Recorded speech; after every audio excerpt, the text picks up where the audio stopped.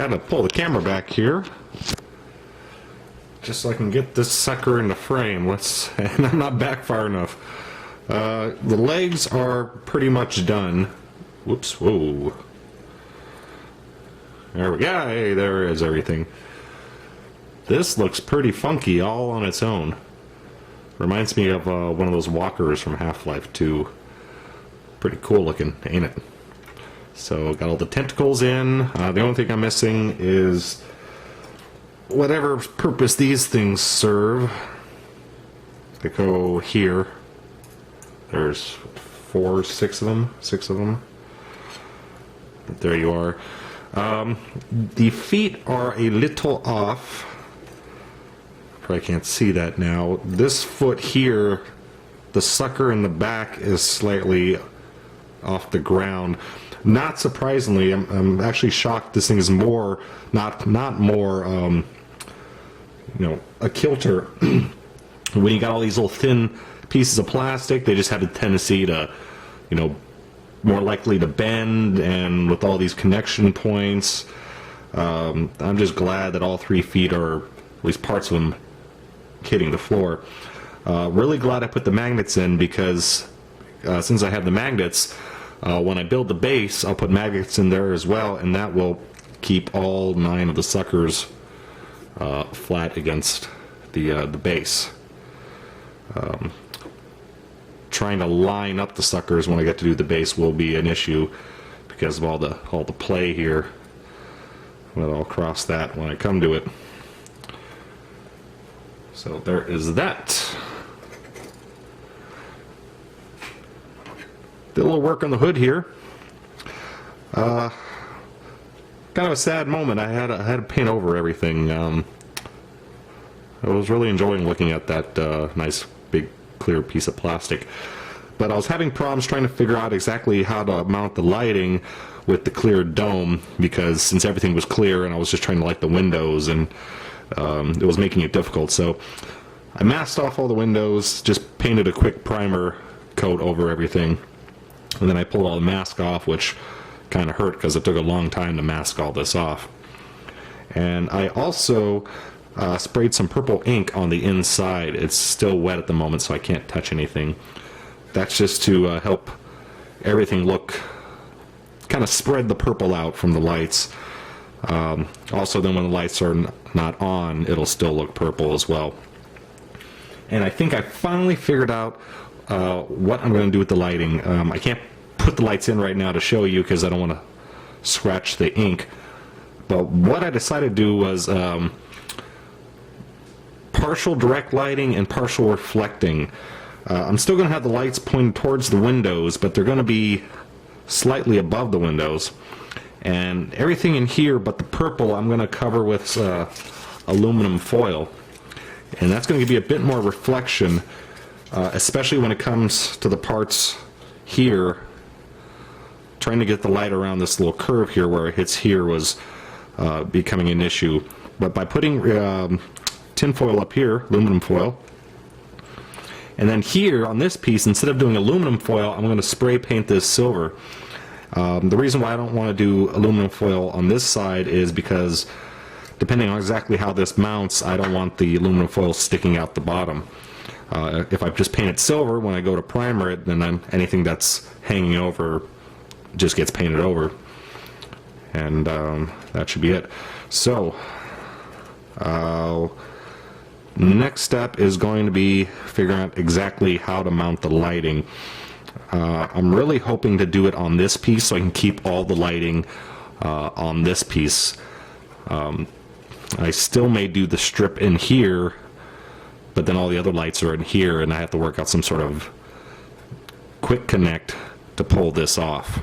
So hopefully I can keep it all on this side. Build some sort of something out of plastic to loop the lights around. So if all goes well, I'll cut this down and just have like a ring of lights going something like this.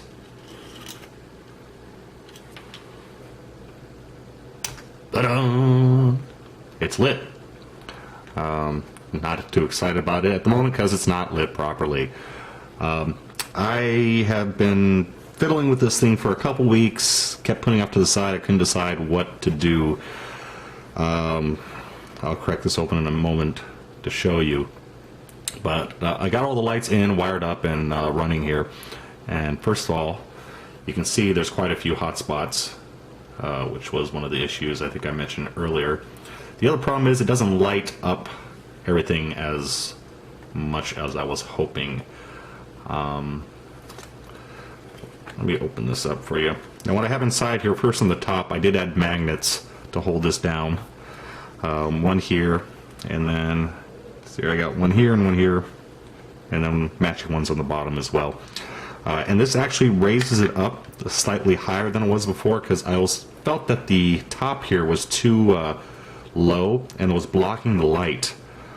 So I just trimmed off a little bit, and those magnets in the front added just a touch of height here, so these are not shining into here, which kind of ruined the effect, I thought.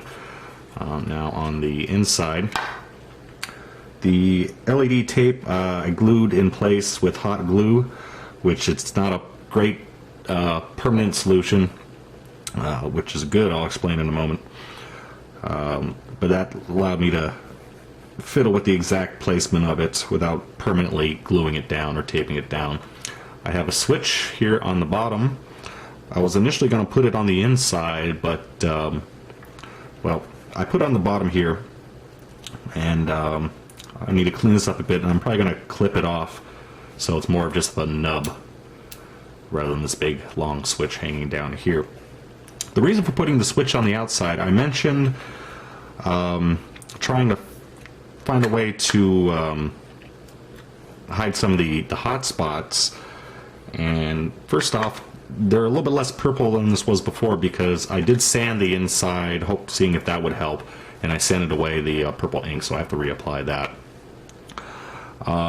The other idea I came up with, which I thought worked really well, was using cotton balls, because stuffing cotton balls in here not only took care of the hot spots, but also gave a sort of a depth to it, a cloudy look, which if you look at the original movie, that's kind of how these windows look. They kind of fluctuate in the light. Cotton was a little messy though. I decided to scrap that idea. But the reason for me putting the switch on the outside was because with all the cotton around, opening and closing this all the time to turn it on and off, cotton would have got everywhere, would have made a big mess. But all this I'm tearing out because this strip is just not bright enough, and B, the hotspot problem. Now, when I initially ordered these from Modeler's brand, I got purple, and purple was only available in the single density strip. That's the density is how many lights per square inch, and purple was only available in the single density. Later on, I decided to paint this purple here so I could use white instead. So I went back, placed another order, and I got this. This is double density, ultra smooth LED tape. And you can see the difference here, the number of lights. Here's 1, 2, 3, and in that same distance on this one, 1, 2, 3, 4, 5. The other thing is the ultra smooth portion. This is covered with like an acrylic gel, some sort of plastic. It's pretty sweet looking, and the reason for that is the light carries through this, and so this is going to be more of, instead of lighting up with hot spots, it's going to be more of a beam, just a whole tape of light up tape of light. So that's going to take care of the hotspot problem, and the number of extra lights on the strip here is going to brighten everything up. So I'm going to pull this off and then put this back down. This stuff's also a lot more flexible too, so it's going to be easier to bend into the proper shape. So let's do a before and after here. Here, we'll turn the lights off.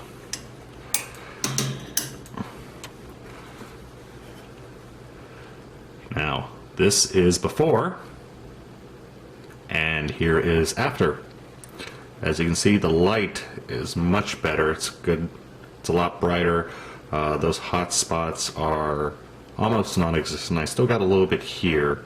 That's because over here the lights are a little bit higher. These are right directly in the window. Can't put them any higher due to the height. It's not too bright here, but that's because the way I have the LED strips currently bent, because that's how I had them before. I could probably turn those a bit so I could get a bit more light here. But overall, that's a lot better. Obviously, it's not purple at the moment. I got to go back and paint those windows again. And I forgot to mention my power source for this thing. I did away with the 9-volt battery, mainly due to room and weight. If I planned this out, if I planned it out properly, there would have been room for the 9 volts, but I didn't. So I got these things. I think it's called an A23 battery. It's 12 volts.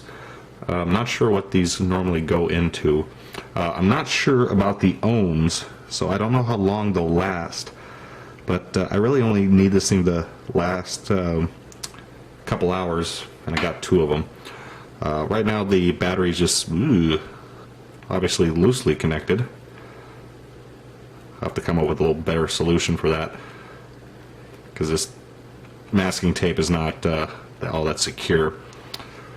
So anyway, I just have the wires, add a bit of metal to the end of the wires to act as whatever you call them, little holders.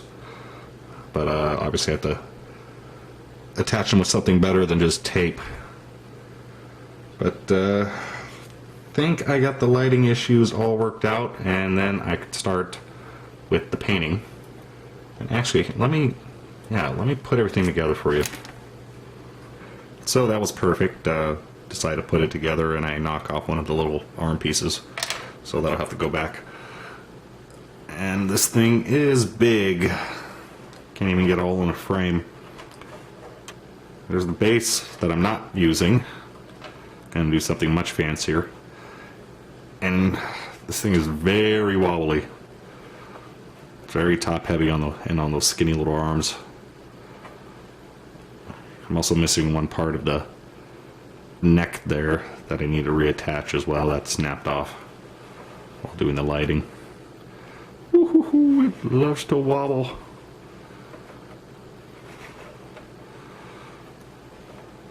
Alright, well, at least I can start with the painting.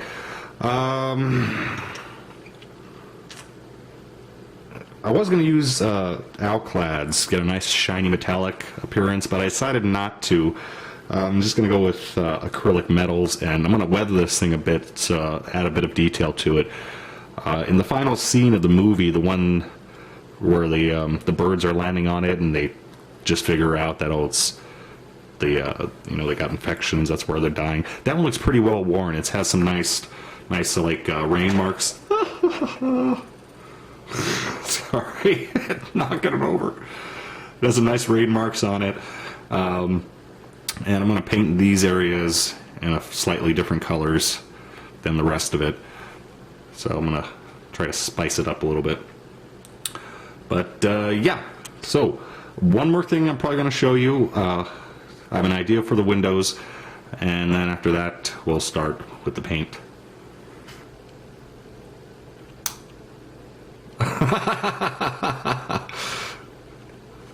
That was great. Okay, let's try that again.